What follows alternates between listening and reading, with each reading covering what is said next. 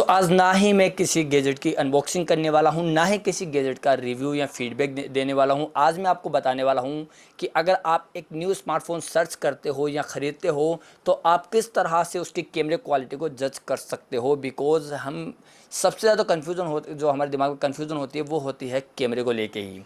अब जो महंगे स्मार्टफ़ोन होते हैं, जो एक्सपेंसिव होते हैं, जैसे कि 50,000, 80,000, लाख, 1.5 लाख के जो स्मार्टफ़ोन होते हैं, उनमें तो हमें 110% पता है कि उसके अंदर सारी चीज़ें हमें बेस्ट ही देखने को मिलेगी, कैमरा, प्रोसेसर, बैटरी वैटरी सारी चीज़ें।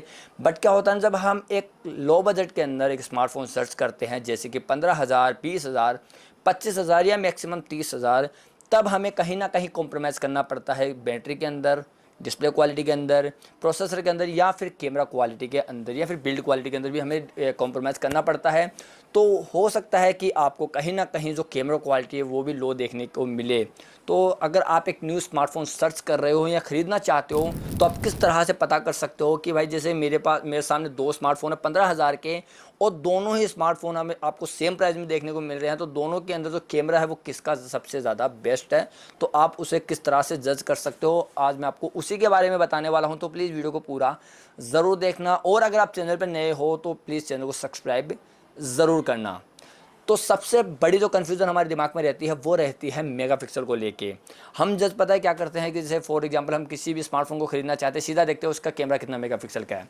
अभी जैसे मेरे पास एक स्मार्टफोन है, गेमिंग के लिए मैंने लिया था इन्फिनिक्स GT20 प्रो। तो उसका जो कैमरा है वो है 108 मेगापिक्सल का। बैक कैमरा जो है उसका 108 मेगापिक्सल का है। बट जब भी मैं उसमें फ़ोटो को कैप्चर करता हूँ, वीडियो को रिकॉर्ड करता हूँ, उसके अंदर मुझे भाई 25 मेगापिक्सल की कैमरा क्वालिटी भी नहीं मिलती है। उसका एकदम थर्ड क्लास लेवल का उसका जो कैमरा है। बट हाँ, उसके अंदर गेमिंग बढ़िया है, डिस्प्ले क्वालिटी बढ़िया है, और लुक वगैरह काफ़ी अच्छा है, और सबसे इंपॉर्टेंट बात, प्रोसेसर भी काफ़ी बेस्ट उस स्मार्टफोन के अंदर है। बट कैमरा उसके अंदर नहीं है। तो होता क्या है कि हम मेगापिक्सल से जज करते हैं, जो कि बिल्कुल गलत है। अगर आप एक लो बजट के अंदर स्मार्टफोन सर्च कर रहे हो, तो कभी भी मेगापिक्सल से उसे कंपेयर मत करना। सेकंड बात, आपको हमेशा देखना है कि कैमरे के अंदर सेंसर कौन सा यूज हुआ है। अगर वहाँ पे मेंशन हुआ हो तो बहुत सी दफ़ा होता है कि हमें मेंशन नहीं मिलता है कैमरे, बट अगर आपको मिले तो आपको सेंसर भी चेक करना है। और दूसरी इंपॉर्टेंट बात कि आप अगर कोई भी स्मार्टफोन लेना चाहते हो, तो 100 में से 90% आपको हो सकता है कि वो जो स्मार्टफोन के जो डमीज़ हैं, डेमो वगैरह हैं, वो आपको स्मार्टफोन की शॉप पे देखने को मिले। तो आप प्रैक्टिकली वहाँ पे जाके चेक करो। अब चेक कैसे करना है, क्योंकि अगर आप जैसे किसी चीज़ को थ्योरेटिकल देखोगे कि हाँ इसका इतना मेगापिक्सल कैमरा है और अपर्चर वगैरह इतना है और आईएसओ वगैरह इसमें इतना सेट मेंटेन कर सकते हो, तो वो तो ठीक है। बट प्रैक्टिकली चेक करने के बाद आपको पता चलता है कि कैमरा किसका सबसे ज़्यादा बेस्ट है। अब चेक कैसे करना है? चेक करना है सबसे पहले पोर्ट्रेट मोड। अब पोर्ट्रेट मोड में हम क्या करते हैं कि हम देखते हैं भाई इसका जो मिनिमम अपर्चर है वो कितना है। 0.9 का है, 0.8 का है, 1.0 का है, कितना है। तो ये भी गलत है, कभी भी मिनिमम अपर्चर से आप जज मत करो। अगर हम जैसे मेरे पास एक स्मार्टफोन है, उसका तो मिनिमम अपर्चर है भाई 0.9 का आई थिंक, या 0.4 का है शायद, इतना कुछ है। बट जब भी मैं उस फोटो को क्लिक करता हूँ, तो उसमें जो एजेस वगैरह है ना, जैसे कान हो गए, बाल हो गए, या फिर शोल्डर वगैरह हो गए, तो बहुत सी दफ़ा तो उनको आउट कर देता है। ठीक है, जैसे बैकग्राउंड को मर्ज कर देता है शोल्डर वगैरह के अंदर। और बहुत दफ़ा ऐसा होता है कि बैकग्राउंड को भाई मर्ज कर देता है शोल्डर के साथ। जैसे कि जैसे पेड़ पौधे हैं, बैकग्राउंड में कुछ भी है तो वो दिख रहा है शोल्डर के अंदर। तो वो चीज़ें भी होती है सस्ते स्मार्टफोन के अंदर, तो वो आपको अवॉइड करनी है। वो आपको चेक करना है प्रैक्टिकली जाके, किसी भी स्मार्टफोन पे जाके कैमरे को आपको चेक करना है। अब चेक कैसे करना है, हमें ये नहीं है कि हमने हाथ के फ़ोटो क्लिक कर ली, बिकॉज हाथ के हम जब भी फ़ोटो क्लिक करते हैं तो यहाँ पे जो एजेस है वो प्रॉपर ऑटोमेटिकली बनेंगे। हाथ हो गया है या कोई, जैसे ये रिमोट अभी यहाँ पे रखा हो, तो उसके अंदर एजेस वगैरह प्रॉपर्ली वैसे ही बन जाएंगे। आपको करना क्या है, जैसे फॉर एग्जाम्पल मेरी फ़ोटो मतलब मेरी नहीं, मतलब आप किसी की, आपके साथ कोई भी XYZ या दुकानदार है किसी भी, उनकी फ़ोटो क्लिक करना। क्लिक करना किस तरह से कि आपको मेंटेन करना, थोड़ा बहुत जो बैकग्राउंड है वो मेंटेन करना है, बैकग्राउंड से सब्जेक्ट को थोड़ा दूर रखना है। और अपर्चर जो है वो कभी भी मिनिमम मत लेके जाओ।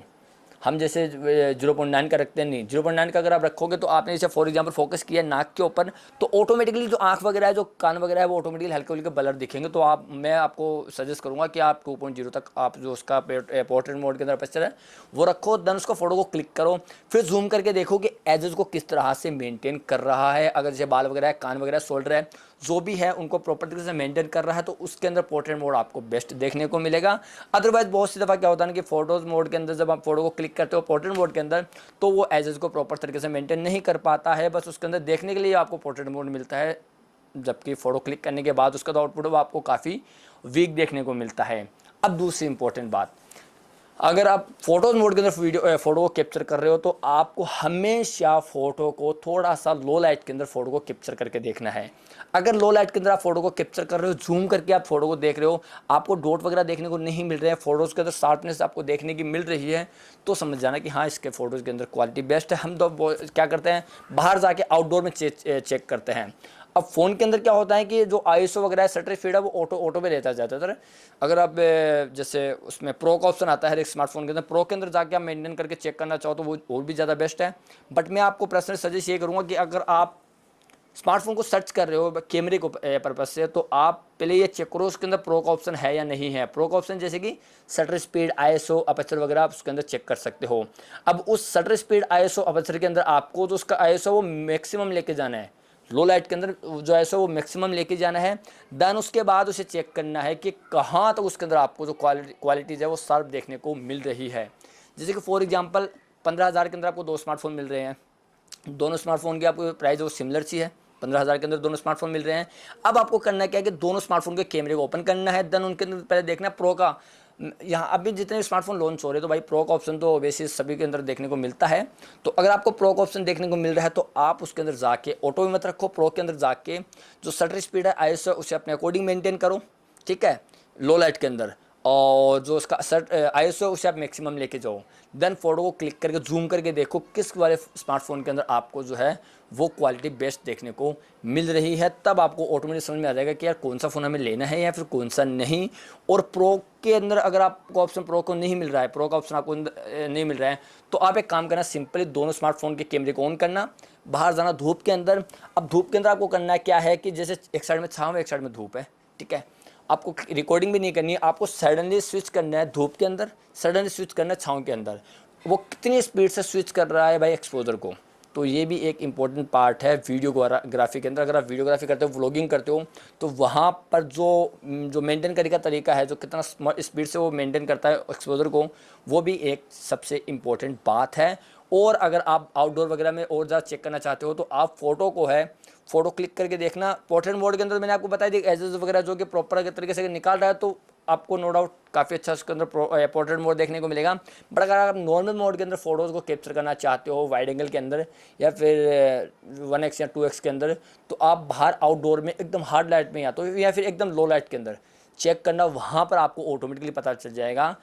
और एक सबसे इम्पोर्टेंट बात, अगर आप वीडियो के एतबार से किसी कैमरे को सर्च कर रहे हो तो आप आप कैमरे क्वालिटी के साथ साथ ऑडियो क्वालिटी को हमेशा से चेक करना। जैसे कि आप वीडियो को रिकॉर्ड करना, ऑडियो क्वालिटी को सुनना दोनों स्मार्टफोन में। अगर आप जैसे कंपेयर कर रहे हो तब बता रहे हो मैं आपको, तो आपको जो साउंड है, जो रिकॉर्डिंग साउंड है, वो भाई प्रॉपर होना चाहिए। बहुत से स्मार्टफोन में क्या होता है ना कि इको टाइप में रिकॉर्ड होता है, जैसे आवाज़ गूंज के रिकॉर्ड होती है।